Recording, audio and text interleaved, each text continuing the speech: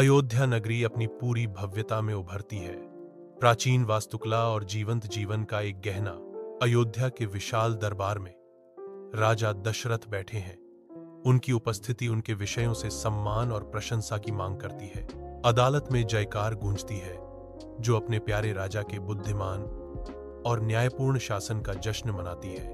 युवावस्था के उत्साह के एक पल में राम, लक्ष्मण, भरत और शत्रुघ्न आनंदित होते हैं। उनकी हंसी हवा में गूंजती है। उनकी चंचल हरकतें स्नेह और सौहार्द के मजबूत बंधन को उजागर करती हैं, जो उन्हें एक साथ बांधते हैं। बच्चों के मासूम खेल, प्यार और सद्भाव में एकजुट एक राज्य का प्रतीक है, जो परिवार के बंधन से धन्य है। सीता स्वयंवर जीवंत तमाशे में प्रकट होता है, शाही महत्वाकांक्षा और भाग्यपूर्ण नियति का मंच। एक एक करके राजकुमार असफल होते हैं। सीता का हाथ जीतने का उनका सपना दिव्य धनुष की अटूट शक्ति के सामने चकनाचूर हो जाता है। राम के आगे बढ़ने पर सन्नाटा छा जाता है, जो धूमधाम और तमाशे के बीच शांत शक्ति का प्रतीक है।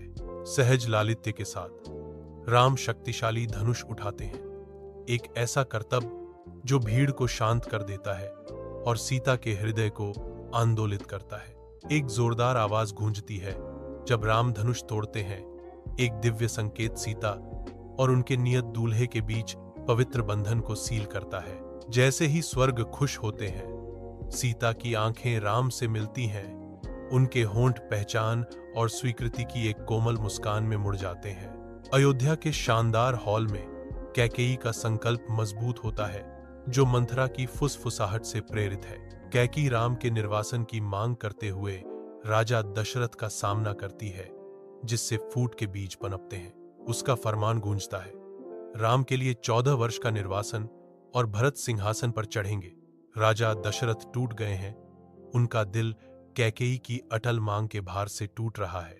सम्मान से बंधे राजा दशरथ वरदान देते हैं, राम के भाग्य को सील करते हैं और अयोध्या को दुहक में डुबो देते हैं। राम, सीता और लक्ष्मण घने जंगल में कदम रखते हैं, जिससे उनके लंबे वनवास की शुरुआत होती है। तीनों जंगल में नेविगेट करते हैं। उनकी दृढ़ता अडिग है। बढ़ती चुनौतियों के बावजूद साझा भरोसे के एक पल में वे एक दूसरे के साथ खड़े रहने की अपनी प्रतिबद्धता को फिर से दोहराते हैं, चाहे कितनी भी प्रतिकूलता क्यों न हो। पेड़ों के बीच वे हनुमान और सुग्रीव से मिलते हैं, जो उनकी यात्रा में आशावादी सहयोगी हैं। हनुमान और सुग्रीव अपनी अटूट समर्थन की प्रतिज्ञा करते हैं। उन्हें उनके खोज में सहायता करने का वादा करते हैं। रावण का धोखेबाज कृत्य सीता को दूर ले जाते ही लंका पर छाया डालता है। राम और लक्ष्मण परिणाम में खड़े हैं। उनके दिल दुख और संकल्प से भरे हुए हैं। हनुमान निराशा के खिलाफ आशा की किरण लंका की यात्रा शुरू करते हैं। हनुमान सीता को राम की अंगूठी देते हैं, जो अटूट विश्वास और आसन्न बचाव का प्रतीक है। किनारे पर राम की वानर सेना एक पुल का निर्माण करती है। प्रत्येक गतिविधि अटूट संकल्प का प्रमाण है। लंका के लिए युद्ध शुरू होता है। वायु तनाव से कंपन करती है, क्योंकि सेना लंका की ओर मार्च करती है।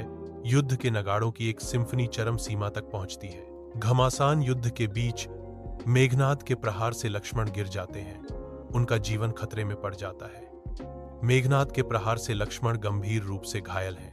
हनुमान संजीवनी बूटी लेकर आकाश में उड़ते हैं। हनुमान संजीवनी बूटी लेकर आकाश में उड़ते हैं। लक्ष्मण की जान बच जाती है। लंका के युद्ध के मैदान में राम रावण का सामना करते हैं। उनकी दुश्मनी झुलसा देने वाली धूप में स्पष्ट है। एक निर्णायक टकराव में राम रावण को हराते हैं, जो बुराई पर अच्छाई की जीत का संकेत देता है। राम सीता को वापस लाता है। उनका पुनर्मिलन कठिनाई सहने के बाद आशा और लचीलेपन का प्रतीक है। अयोध्या में भव्य वापसी दिवाली के उज्जवल त्योहार में परिणत होती है, जो सत्य की स्थायी विजय का जश्न मनाती है।